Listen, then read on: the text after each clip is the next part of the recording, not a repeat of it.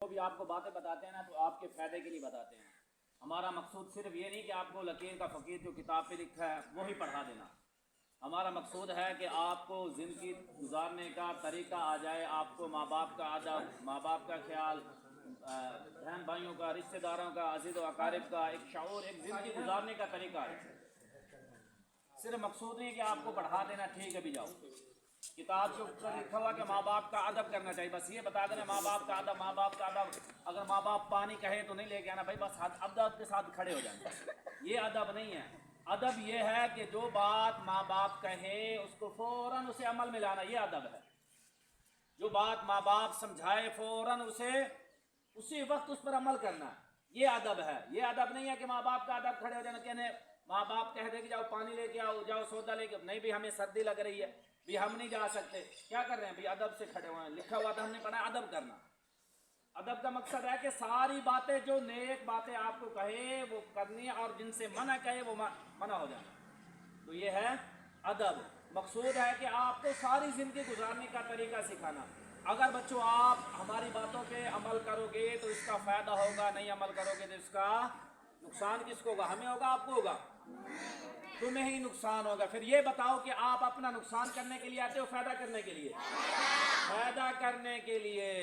اگر آپ عمل کرو گے تو آپ کا فائدہ ہوگا ان دنوں کا, آنے والے دن کے اندر انشاءاللہ اس پر عمل کرتے رہو تو آنے والے دن کے اندر آپ کو عزتیں ملیں گی, بہاریں ملیں گی, اس کا رزلٹ ملے گا.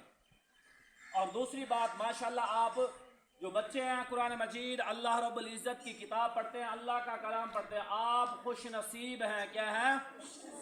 خوش نصیب.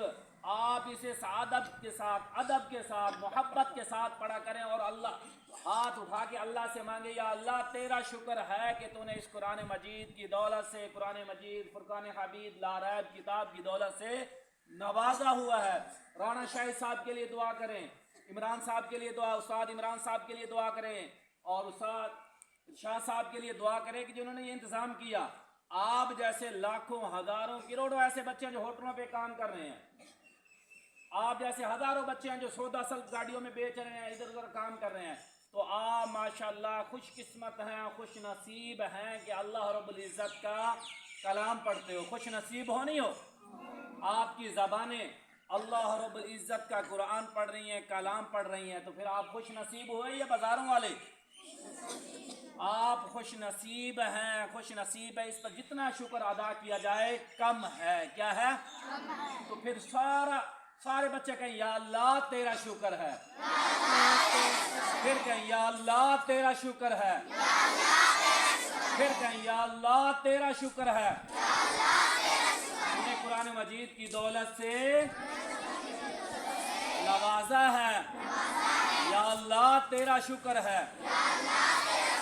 اللہ رب العزت کا بچوں شکر ادا کرو گے, اللہ رب العزت اور نعمتیں بڑھا دے گا اور دے گا. آپ ہاتھ اٹھا کے دعا کیا کریں رانا شاہد کے لیے, استاد عمران صاحب کے لیے, استاد ارشاد کے لیے, جنہوں نے انتظامات کیے.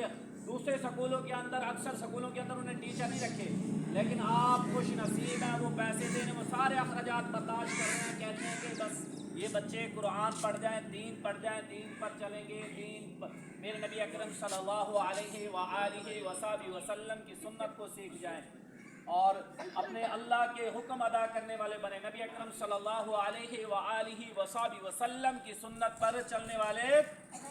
تو پھر آپ کو محنت کرنی چاہیے نہیں کرنی چاہیے؟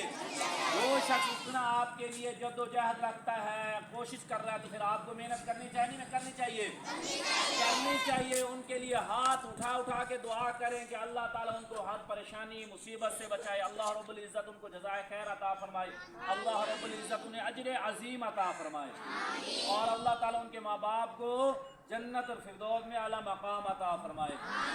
دعا کرو گے نا بچوں؟ اسی طرح محنت کرو گے نا؟ جو محنت کرے, ہم نے تو اللہ کے قرآن پر محنت کرنی ہے, نمازوں پر محنت کرنی ہے. دنیا کے کاموں کے اندر اگر ہم محنت کریں گے نا, دنیا کا کوئی بھی کام ہو اس پر محنت کریں تو اللہ تو اس کی محنت کا پھل ضائع نہیں کرتا. اگر ہم قرآن پر محنت کریں گے, میری طرف توجہ دو, قرآن پر محنت کریں گے, اللہ کے فرمان پر, نبی کی سنت پر محنت کریں گے, کیا اللہ اس کی محنت رائے گا جانے دے گا؟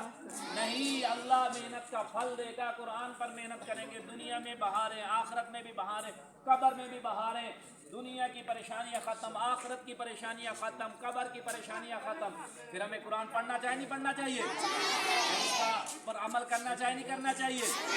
کرنا چاہیے، محبت کے ساتھ، خوشی کے ساتھ، عقیدت کے ساتھ اسے پڑھیں اور اپنے سینے کے ساتھ لگائیں۔ تو پڑھو گے نا؟ اچھا، کون کون بچہ ہے کہ انشاءاللہ میں قرآن پڑھوں گا، اس پر عمل کروں گا، نیک اعمال کروں گا؟ سارے چاہتے ہو؟ سارے نیک اعمال کرو گے، قرآن پڑھو گے، اس پر عمل کرو گے، میرے اللہ کو راضی کرو گے، نبی اکرم صلی اللہ علیہ وآلہ وصحبہ وسلم کی سنت پر چلو گے، میرے نبی کو راضی کرو گے، اللہ آپ کو نیک بنائے، اللہ تعالیٰ آپ کو ماں باپ کا فرما بردار بنائے، اللہ رب العزت ہر آپ کو پریشانی اور مصیبت سے بچائے۔